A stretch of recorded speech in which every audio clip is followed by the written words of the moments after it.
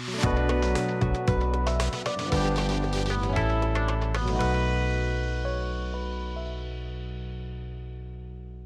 మనుషుల్లో దీనత్వం రావటం, ఒక మనుషుడు దీనుడుగా మారటం, ఒక మనుషుడు సాత్వికుడుగా మారటం, ఒక గొప్ప వ్యక్తి సాత్వికుడుగా, ఒక గొప్ప వ్యక్తి దీనుడుగా మారటం అంత ఈజీ కాదు.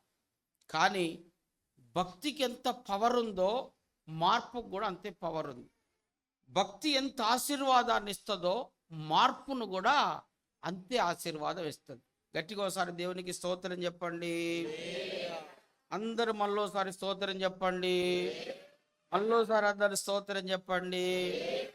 చాలామంది అనుకుంటారు రేయింబగలు ఉపవాస ప్రార్థన చేస్తే ఆ ప్రార్థనతోటే దీవెన వస్తుంది అని అనుకుంటారు.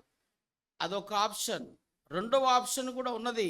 రెండవ ఆప్షన్ ఏంటంటే భక్తి లేకుండానే మనిషి దీనుడుగా సాత్వికుడుగా మారాడు అనుకోండి, దాన్ని బట్టి కూడా దేవుని దీవెనలు వస్తాయి.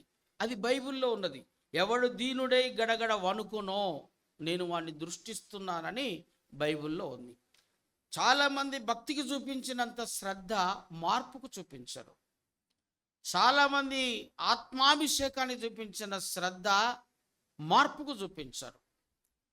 కాబట్టి ఈ లోకంలో మనం ఒక భక్తునికి మనం ఫస్ట్ ప్రిఫరెన్స్ ఇస్తామా?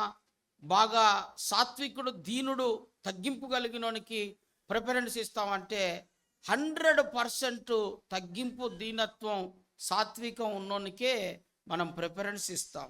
నీ భక్తి నాకేందుకు రా బాబు, 4 గోడలలో నువ్వు ప్రార్థన చేసుకుంటాడు, నీతో నాకేం పని? ఇప్పుడు నువ్వు నీతో నాకు పని ఉంది అని అంటే, నువ్వు నాతో పాటు కలిసి నడవాలంటే నీకు పొగరు ఉందనుకో, నేను కలిసి నడవలేను. నీకు గర్వం ఉందనుకో, నేను నీతో కలిసి నడవలేను. నీకు పొగరు, తిరుగుబాటు, అహంకారం, రోషం ఇవన్నీ ఉన్నాయనుకో, నేను నీతో కలిసి నడవలేను. నా చేతి కింద ఓ పనోడు కావాలి. ఎగ్జాంపుల్, నాకు పొగరు ఎక్కువ, నేను తగ్గించుకోను అని నాకు గర్వం ఎక్కువ అన్నాడు అనుకో, నేను అలాంటి పనుని నేను తీసుకుంటానంటే తీసుకోను. కానీ వాడు యాక్చువల్గా రోజు 10 గంటలు ప్రార్థన చేస్తాడు అనుకోండి, నేనేమనుకుంటాను, నీ ప్రార్థన నువ్వు చేసుకో, నువ్వు గదిలో చేసుకునేది, కానీ నీ ప్రార్థన నీకు పనికొస్తుంది. కానీ నాకు పనికొచ్చేది సాత్వికం, నాకు పనికొచ్చేది దీనత్వం, నాకు పనికొచ్చేది మృదువైనటువంటి స్వభావం. ఎవడు దీనుడై గడగడ వణుకునో నేను వాడిని దృష్టిస్తున్నాను అని బైబిల్ చెప్తుంది.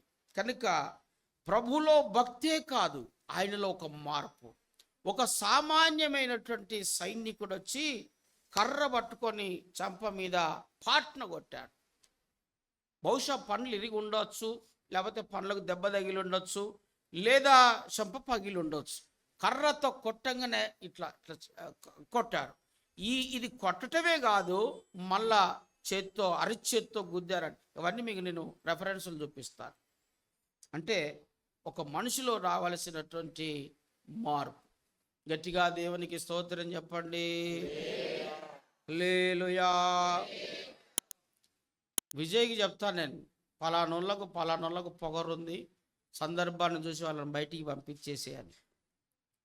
ఎవరెవరికి పొగరుందో చెప్తాను. పలానామెకు పలానోళ్ళకు పొగరుంది, వాళ్ళలో మార్పు రావట్లేదు.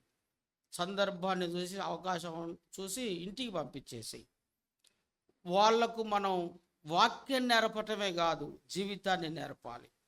సాత్వికం నేర్పాలి, దీనత్వం నేర్పాలి, తగ్గింపు నేర్పాలి, ఓర్పు నేర్పాలి, సహనం నేర్పాలి. ఈ రోజులలో ఇవి కరువైపోతున్నాయి.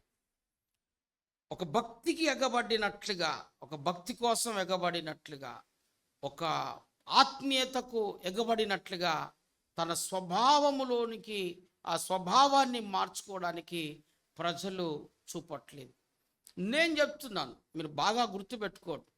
మీరు బాగా హైలైట్ కావాలి.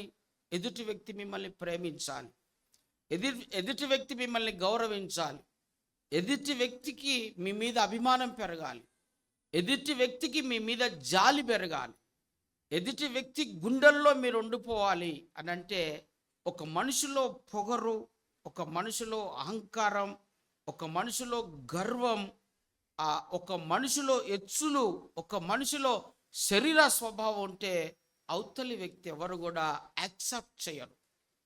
నేనే కాదు, మీరే చెయ్యరు. మీరే అంటారు, ఏ ఆ ఆ పిల్లకు బాగా పొగరు, ఏ ఆ పోరడికి బాగా గర్వం, ఆ పోరడు మామూలుడు కాదని మనమే అని ఒక మనిషికి ఒక పని చెప్పేటప్పుడు, లేదా ఆ వ్యక్తిని ఒక పనికి మనం తీసుకుంటప్పుడు ఎవరిని సెలెక్ట్ చేసుకుంటాం అంటే, ఆ పిల్లోడు మంచోడండి, ఆ పిల్లోడు సాత్వికుడండి, ఆ పిల్లోడు తగ్గింపండి, ఆ పిల్లోడు దీనుడండి, ఆ పిల్లోడికి ఓర్పు అండి, ఆ పిల్లోడు చాలా మంచోడండి అని మనం సెలెక్ట్ చేసుకుంటాం. అదే దేవుడు కూడా సెలక్షన్ చేసుకునేది అదే.